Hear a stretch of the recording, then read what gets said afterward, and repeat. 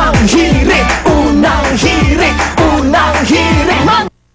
State funeral at presidential inaugural prayer service na ang idinaos sa National Cathedral. Isang memorial service din ang nakatakdang isagawa rito sa ika-10 anibersaryo ng 9/11 attacks. Isang buwaya inabandona sa isang zoo sa Poland.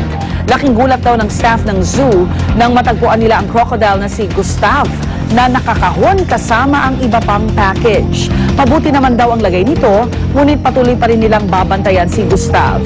Patuloy ding inaalam pagkakakilanlan ng lalaki na kuna ng security camera ng zoo na posibleng nag-iwan sa buwaya.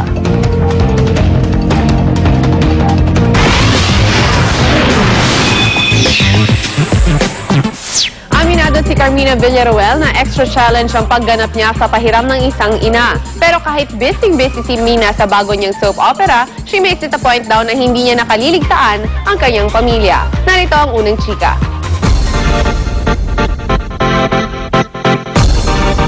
Sa kabila ng mga papuring natatanggap ni Carmina Villaruel sa kanyang pag-arte sa afternoon drama soap ng GMA, ang pahiram ng isang ina, inamin ng aktres na kinakabahan pa rin siya sa bawat mabibigat na eksenang ginagawa niya rito.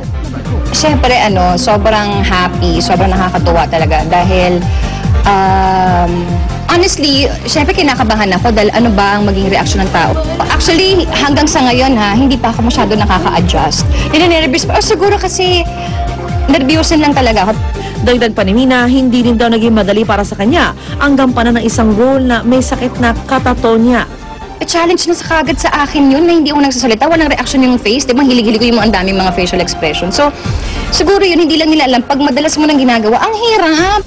Pero kahit abala ngayon si Carmina sa kanyang showbiz commitments at shoe business, hindi pa rin daw niya siyempre kinakaligtaan maglaan ng oras para sa pamilya. Hindi naman, kasi siguro constant communication, kaya nga tayo may mga cellphone, diba? Minsan nag-Facebook, nag-chat kami ng anak ko, ganyan.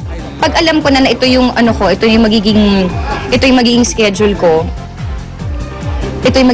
ko, kinakausap ko na si Zoren, kinakausap ko yung mga anak ko na parang, I'll be busy this whole week, this is my schedule, ganyan.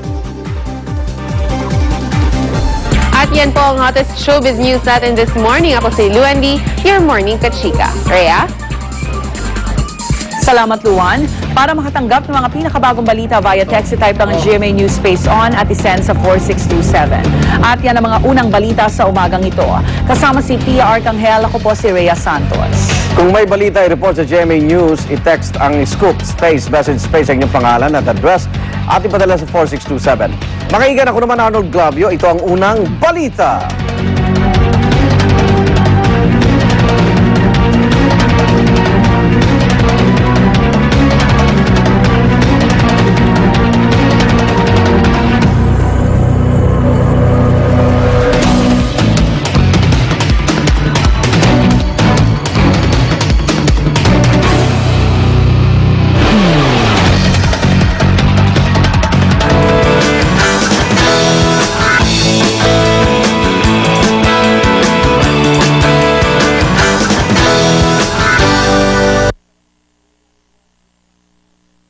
Isang pag-aarapang magaganap. Gusto kong ipamukha sa'yo kung anong klase kang babae. Mas makati ka pa sa dahon ng gabi pwede ipanlaki. Business partner ka ng asawa ko. Wala kang karapatan na pagsalitaan ako ng ganyan. Hindi lang ako business partner ng asawa mo. Mabunyag na rin kaya ang tungkol kay Iglot? Ning! Ano ba ito? Bola? Oo. Iglot, pagkatapos ng 24 oras sa GMA Telebabad. Pande Coco, nakakaloko. Julie's Bake Shop, the country's largest bake shop chain.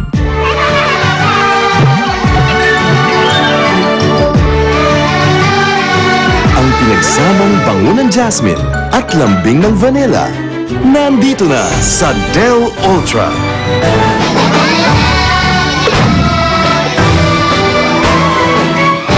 Mas pinalambot at may bangong tumatagal ng 1 linggo. Haplusin ang lambot, langhapin ang bango. Del Ultra.